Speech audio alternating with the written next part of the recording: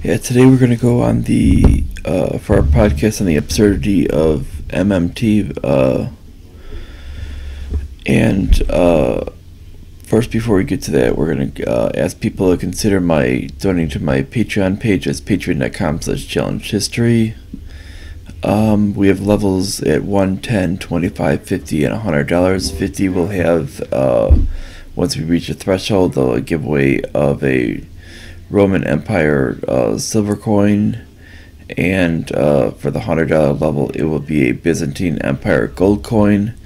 And if you go to the page, you'll see a little bit of an introduction and that I wrote on February 23rd, and a little bit of a description that I'm a disability and what other things is going to go toward, and a couple of things about me, and then I'm on disability, as well as me being a disability. Reason why I missed a couple of days on my stuff with it was because my arthritis was acting up, and I had no ability to really do my videos. I did have a video up that I intended to do and get out, but because of the physical pain, I was unable to do that, and it took me a couple days to get that done. So with this, I will get to the video with it. Basically, what we're talking about here is this. We're going to use this to refer to basically on the Green New Deal, because the Green New Deal is basically using the first piece, which is of legislation offered that's using MMT, modern monetary theory, and it's basically the theory on modern monetary theory is that the U.S. government never needs to default, and that deficits do not matter. Now, the reason why it states this is essentially that that you could essentially keep printing money, and but the big issue with this is it ignores one major thing. Is it moves the discussion from revenue to inflation. Now it ignores it goes on the idea of deficits don't matter. Now the problem being is, if we know anything on this, is that in traditional economics we know that basically the government receives money in basically three manners: taxation, borrowing, and inflation. And if the taxation's not is going to be maxed out, essentially what right now we are receiving the highest levels of taxation we've gotten yet. We're probably not going to get any more. We have the second part, which is borrowing. Pretty much we're probably not going to get much more in borrowing, because they're going to eventually say you're over 100% of your GDP, and this means you're not solvent anymore. And if you were to essentially claim bankruptcy, we would not be able to grab enough value from your actual institutions. This means you're stuck with inflation. Now, what they're trying to claim on this is that they're not going to believe essentially in inflation, because when we look at the idea of the CPI, now when we tend to look at the forms of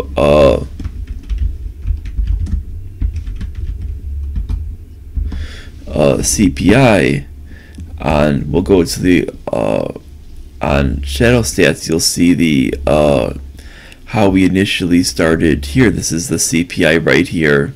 If we go back to 83, we can see that it pretty much stayed even, and as we've moved on, we can see that there is a definite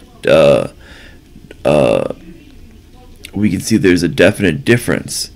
This means that basically is the alternative is pretty much where it was staying pretty much spot on back in about up until about 1983, it was spot on with the rates.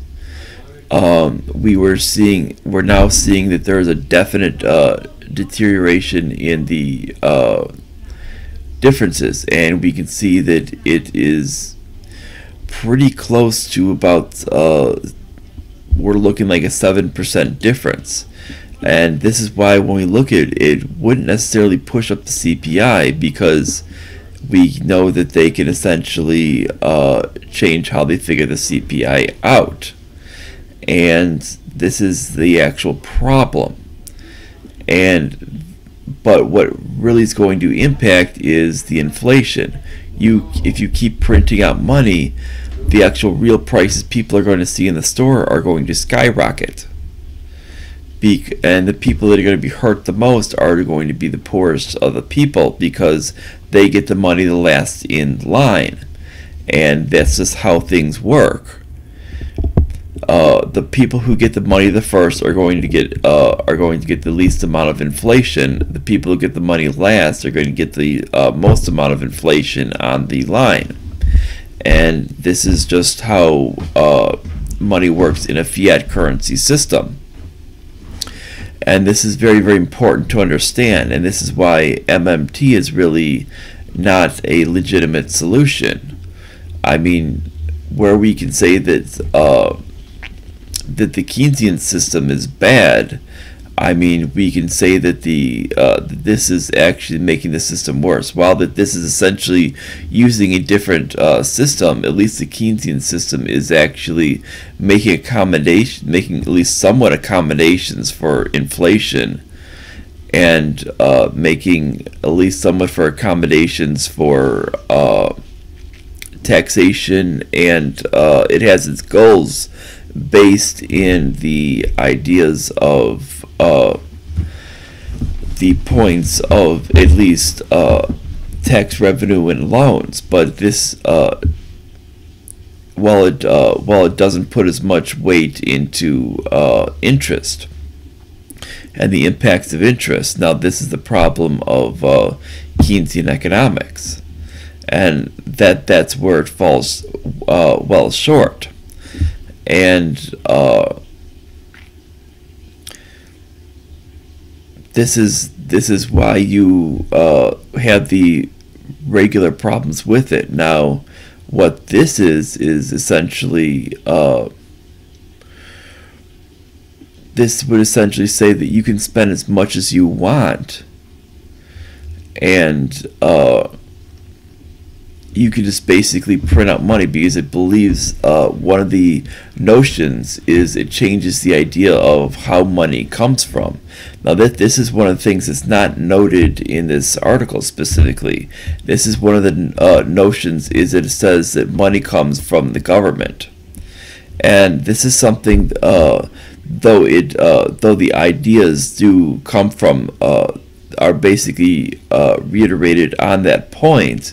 But what the MMT does is it kind of turns a lot of the ideas of economics kind of on its head. It's considered a very, very radical point to begin with,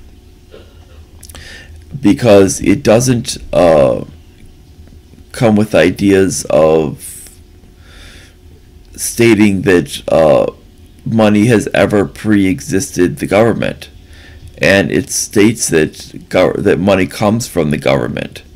And this is something that is very, very destructive, and it doesn't understand this, and it doesn't understand that money and the government are completely separate from one another.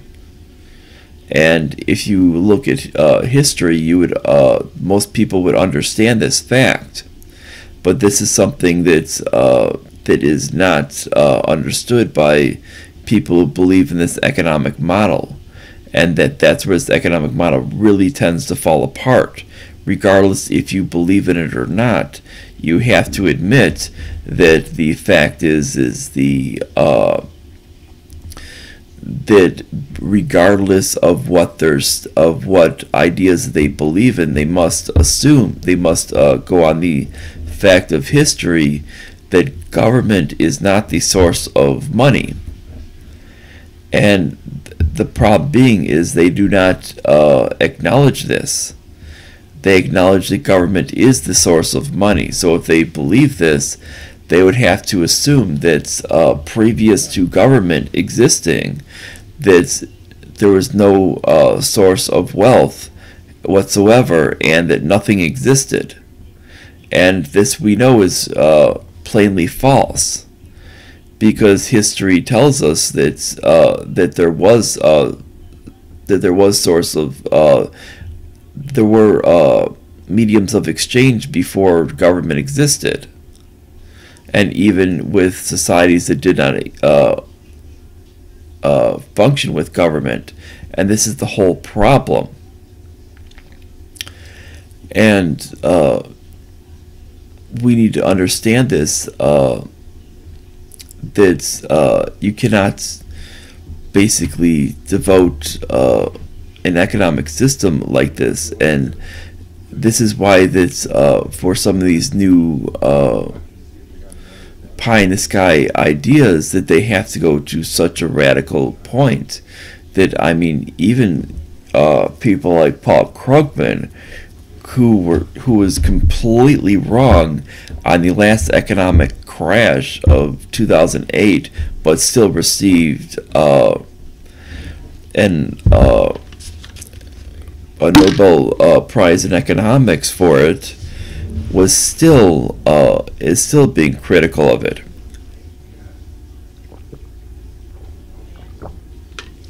And that this is where we're actually finding that it shows that it's not even anywhere close to mainstream.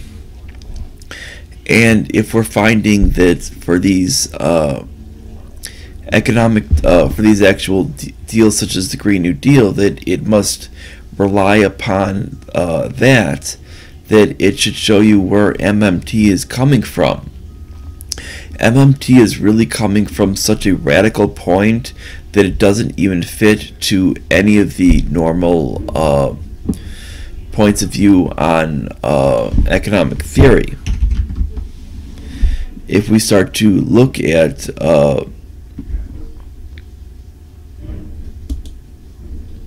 some of the points, you're going to see that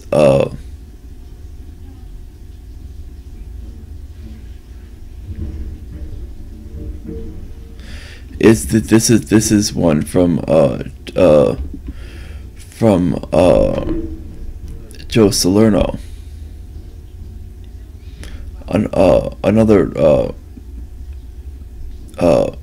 This is another one from Mises, and he basically notes that it's basically he notes that it is basically a recipe for massive inflation that'll also cause chronic depression and capital consumption from the get-go. And the newly printed money will not cause an initial economic wide boom. It will not be injected through the credit markets, driving down interest rates, because it will not be injected through the credit markets, driving down interest rates and stimulating investment. Rather, it will go into the treasury, or allowing the government to immediately increase its spending on welfare programs, guaranteed job programs, the Green New Deal, and wasted investment in infrastructure. It'll be thus siphon off labor, other resources from productive investments structure in production, forcibly increase the consumption savings ratio from hence overall time preferences, reducing genuine savings and capital accumulation. Furthermore, as price inflation begins to rear its head, the increase in taxation aimed at sopping up excess purchasing power by the private sector will further increase the public's time preferences reduce voluntary savings, and eventually cause capital consumption. Everyone will have jobs and rising incomes, and there will be a boom for government contractors. So it will not look like a typical depression, but living standards will progressively decline, and the private sector will progressively shrink relatively to the size of the state sector, and both the fiscal inflation and later increased taxes to offset the inflationary price effects will divert resources to the state sector. And of course, recurring increases in taxes will not arrest the inflation, because the government will continue to run fiscal deficits by financing its ever-increasing spending with new money. This will be the worst of both worlds, massive inflation proceeding hand in hand with chronic depression. And this we basically see is that basically what you're getting is you're getting basically a system to where you're not going to get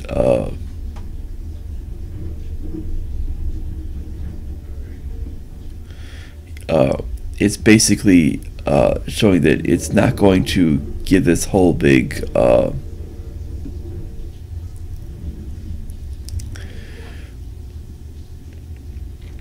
idea of what people are thinking it's going to be, and they think it's going to be this magical solution, but the fact is it's not what it actually shows to be. And people need to understand what it really is it's really kind of just ignoring the actual factors of what is going on in the economy. And in the end, you're just going to have it's just sliding things to the government, and you're basically saying that the government is what controls everything. And really, all you're doing is basically saying the government owns everything. Is really all you're saying in the end, and that's really what modern monetary theory is really saying. When you're doing this, you're basically ignoring the actual history of economics in the actual since the beginning of mankind, because you're basically trying to state that governments are the only existence of money, which means that you're pretty much stating that governments own humans. And this is why when you get this, you're going to get socialism. It's natural of what ends up happening. And since socialism traditionally has, with their economic models that have actually failed, traditionally gone with the Keynesian models, you're talking that this would actually be for their models, we're talking that we know that this would be probably the biggest failure yet to date. I mean that this would basically make the systems that they've actually adopted out in Venezuela look like a dream, because what they're doing is this is essentially ignoring the ideas of inflation. Because at least in Venezuela, they are aware of the inflation, and at least being aware of it is part of the battle. And even though they have that level of inflation, at least they actually are aware of what's going on. Now, when you're not aware of it, this becomes and you're basically ignoring it because that's what your economic model states. This is something that's very, very troubling, and we need to understand that, because when you do that, that's going to be very, very, that's even worse than when we're seeing, when you're trying to basically BS yourself and saying that there is the inflation is much lower than it really is, like we've done under the Keynesian system. The Keynesian system tries to basically create, for political reasons, a garbage inflation number to basically say, okay, so it's much lower than it really is, and tries to state, oh, there's this magic inflation number. Meanwhile, there isn't. Inflation is just basically blowing up a bubble of your currency, and that's what people need to understand. Inflation is not good. You're basically telling people that your currency is worth more than it really is, and that kills purchasing power.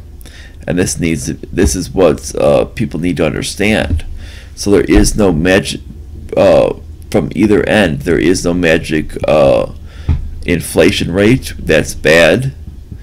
And there is no because when you do that with it, you need to adjust in the same manner of the of incomes to accommodate, and there is that in those in that ability, there would be no ability for that to happen, and we need to understand that. And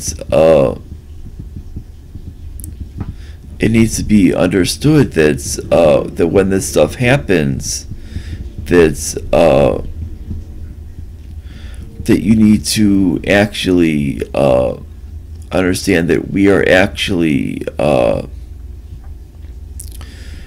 that when we look at these systems, is inflation is bad, and we need to understand that you don't want to go with inflation. Inflation is not a good thing, and you want to essentially get as close to that. You want to be at the zero mark with it. Even a deflation is never necessarily a bad thing.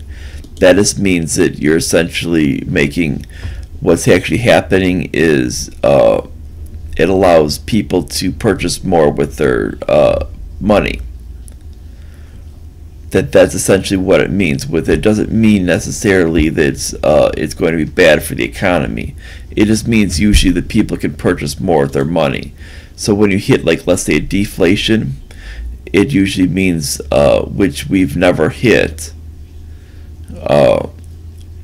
because you can see that the blue line is the actual real inflation numbers.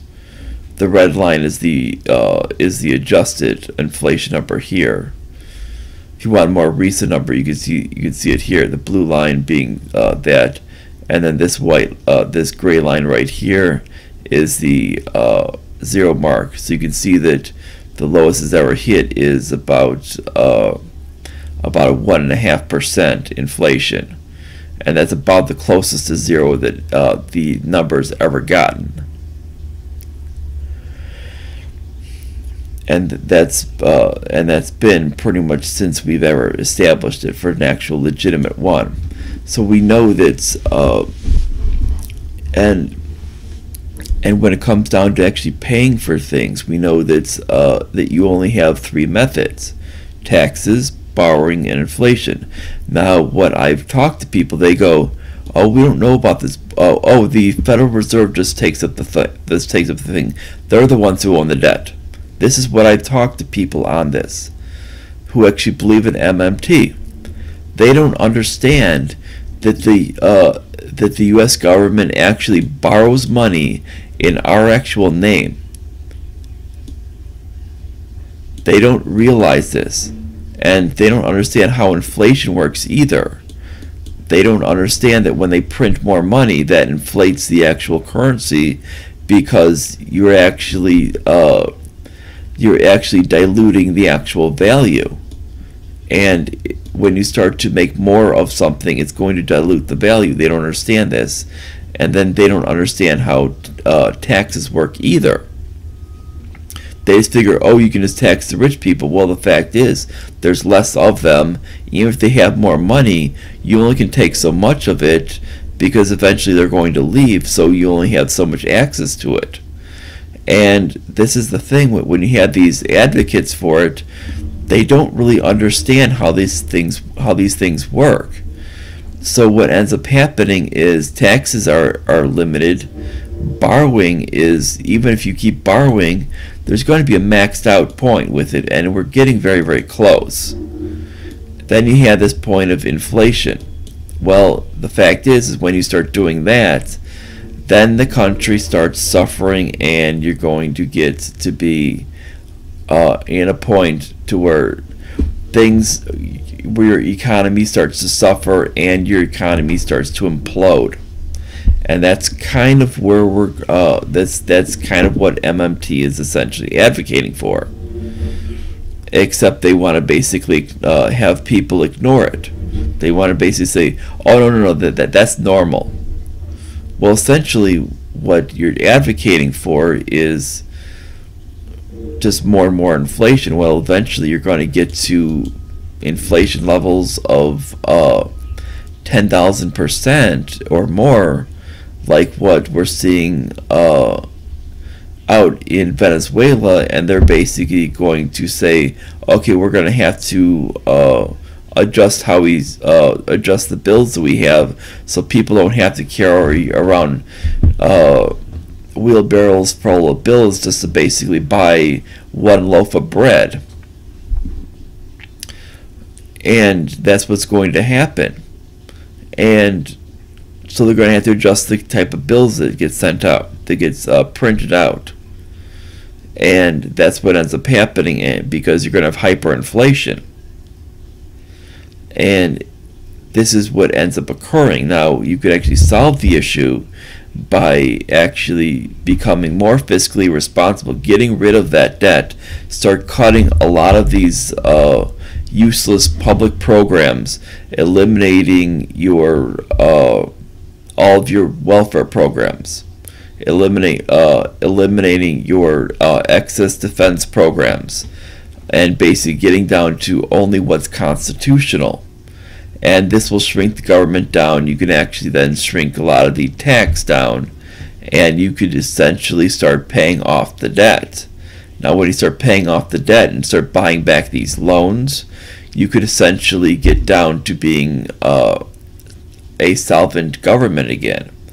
And that's the whole point, is you need to bring this down, and that's what they're not understanding. And I think this is a whole big problem. And they're not understanding what's going on here, and they think that they can just work with this idea of central banking and they can solve all the woes. Well, if you look at all of our problems, all of our problems have actually stemmed from working with central banking. Previous to central banking, we weren't having these issues. We need to essentially go in the opposite direction than this. This is actually where we've actually had these problems. If you look at the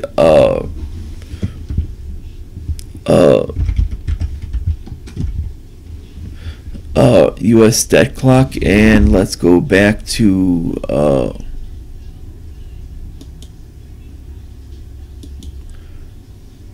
even just 1980. I mean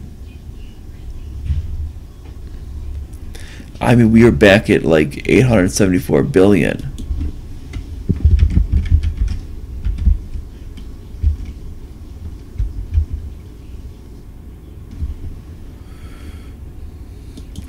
Back when we first set it up,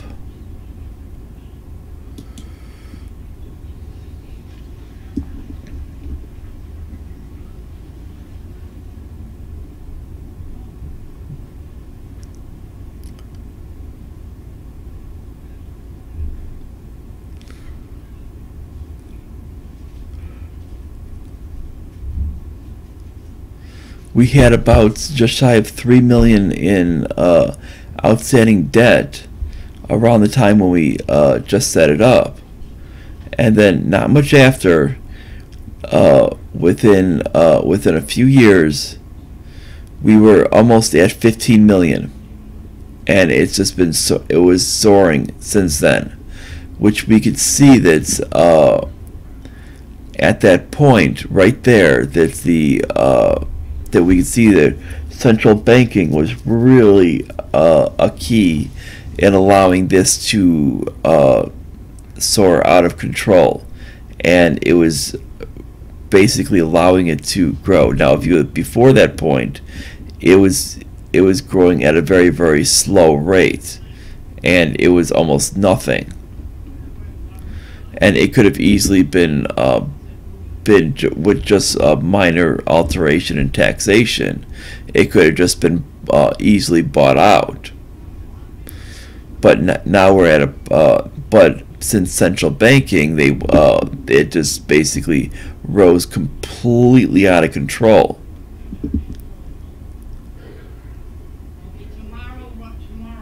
And that central banking was a lot of what got us into the First World War, what has got us into these world wars, and what has got into a lot of the military conflict, because they're like, we'll monetize the debt and go in there and go and fight, and it's what they do to try to influence us. And that this is what needs to be understood. So central banking is not the solution. What needs to be happening is you need to get away from this idea of central banking, and that needs to be the idea.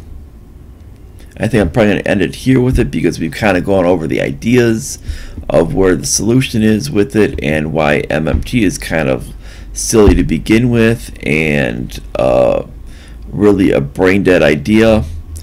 And I will see you guys either later tonight or probably tomorrow. And make sure to like this post. Make sure to like it. Share it all around social media. Make sure to share with your friends and everyone else with it. Make sure to check out my click the notification bell. Make sure to subscribe to my page here on YouTube. Make sure there's check out my page on Facebook. It's Joe Singer's podcast. Make sure to check out my that's right here. You'll see it right here, Joe Singer's podcast. And make sure to check out my Twitter page. That's should be Big Joe 1221 once it loads.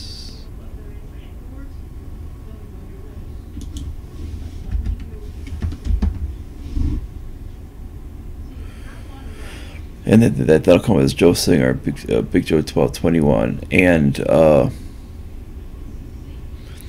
then make sure to share it all the way around, and then make sure that you, if you can't donate to my Patreon page, share it with someone else who can, and that's about it.